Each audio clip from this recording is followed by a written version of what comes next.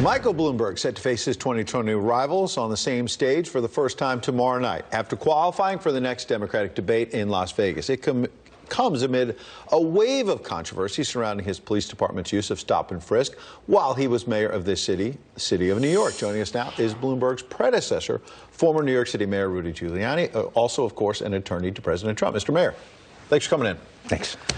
You did stop and frisk for 8 years. He did it for 12 years. Correct. How in the world is he going to try and run away from this now? I don't know how he runs away from it. He was a passionate supporter of it.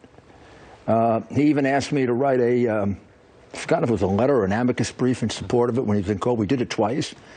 And I did it, but I had some reluctance because he changed the program.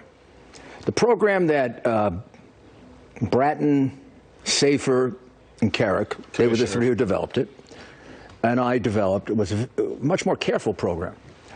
I guess the easiest way to describe it is, in 2001, the Justice Department, Eastern District of New York, wanted to bring suit against us for violating civil rights.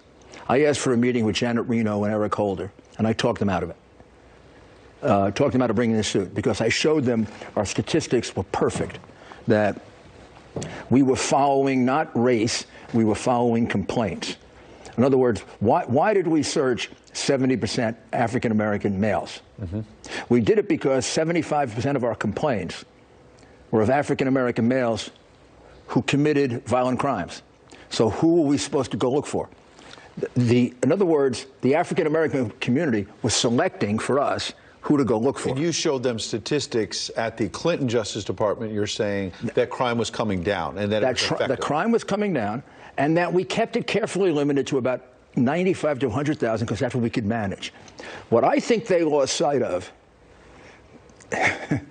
because they're not lawyers. Bloomberg took over and took it from 100,000 police officers? 600,000. So lost control of it, or? 600,000 stops, as opposed to 100,000 stops. You just can't make a stop, which is what it kind of became. We understood the law. The law is Terry versus the United States. It says that if a police officer has reasonable suspicion that you're committing a crime, he sees a bulge, he sees something that looks like narcotics, he sees you maybe hit somebody, but doesn't see it quite exactly, he thinks he sees it, he's allowed to stop. Can't arrest you yet. Question you. In the process of the questioning, if he develops any more suspicion, he can frisk you in order to protect himself. So really, it should be described as stop, question, frisk. And you have to memorialize that. In other words, you have to write that out. And document. And when the day comes, well, how many bad ones did you have?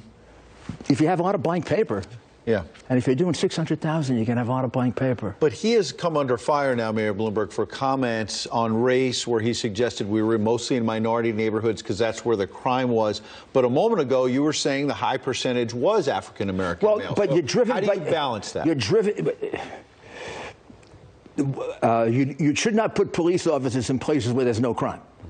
Otherwise, you're not going to have the police officers in the places where there are crime. My use of stop, question, and frisk was completely determined by CompStat. It was statistical. If there were 50 complaints against whites that day, then the police officers would go look for whites. And I say the statistical thing is stupid because if you go by statistics and you want to be fair, 53% of the time we should search women, because they make up 53% of the population. So you just wanted to follow crime. White, black, wherever it was, you wanted to stamp out crime. And what I say was, it wasn't racist. They were being self-selected.